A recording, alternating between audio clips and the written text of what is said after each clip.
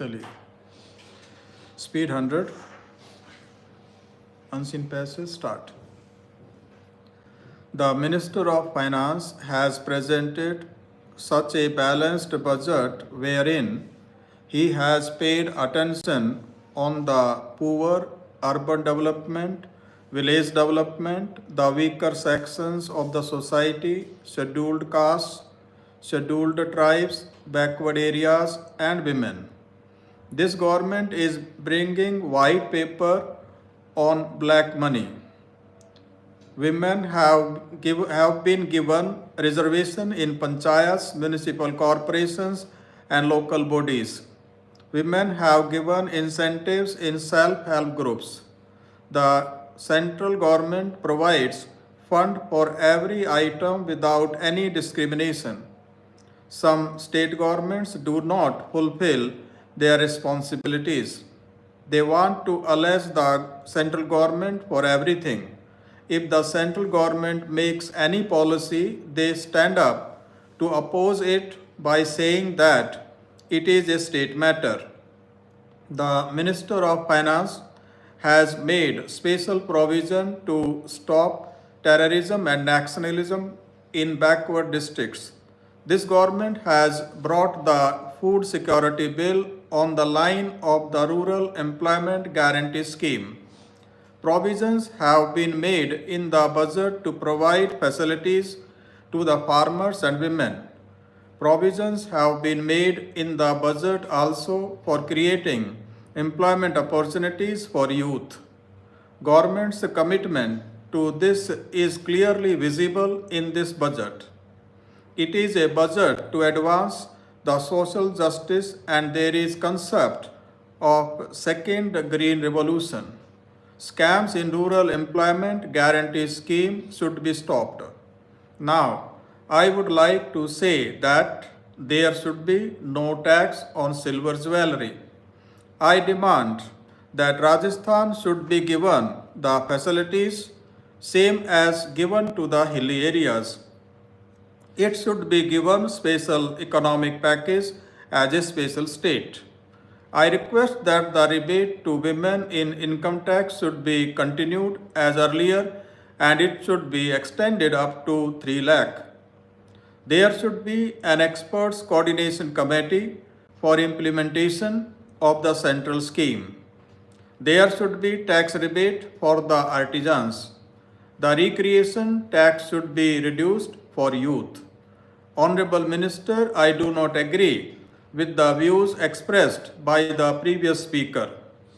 I would like to say that this budget clearly states that the government is more concerned about the corporate and the big business houses than the poor people. The fuel subsidy has been cut. Drastic cut in subsidy on fertilizer is a serious disadvantage to the farming community. Several aspects of the budget shows that the government is preparing to withdraw from its responsibility to provide basic social security and other services to the vulnerable sections of our society. Will this budget help the working women in our country? I don't hope so. The budget reflects a gross negligence of social sector. Allocation for the Munirka has been drastically cut to appease the rural landlords. I would request the government to come out with a clear-cut assurance with regard to Anganwadi workers. Millions of poor women are depending on microcredit. I would request the Honorable Finance Minister to try to understand the problems of the suffering women in our nation. Poor women need assistance in all the districts. The high rate of interest is the biggest problem that the women are facing. We need more comprehensive and integrated approach towards development of women. We were of the view that there will be a separate provision of budget for poor states of the country. The people of those states which have rich natural and mineral resources are the poorest people in this country. If Government of India has to protect the federal structure of the country, then every state should be given share as per its income. If Government of India exploits mineral and natural resources of a state, then that the state should be given its share of revenue. The government should take steps for the development of economically backward states. Sir, I support this budget. I would like to say that the central government does not have any mechanism to implement all the programs.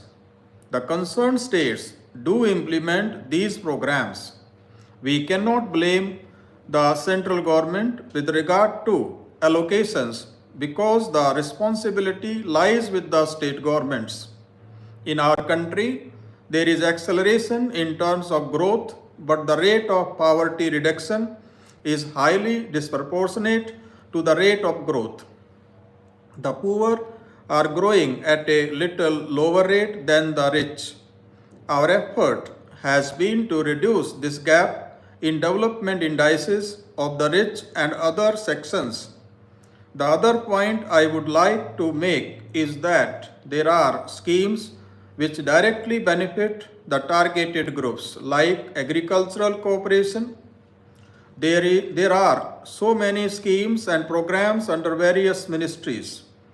There are education loan and health insurance schemes, whereas many programs are related to girls, drinking water, and sanitation. In all of your flagship programs, there is a misrepresentation of allocation.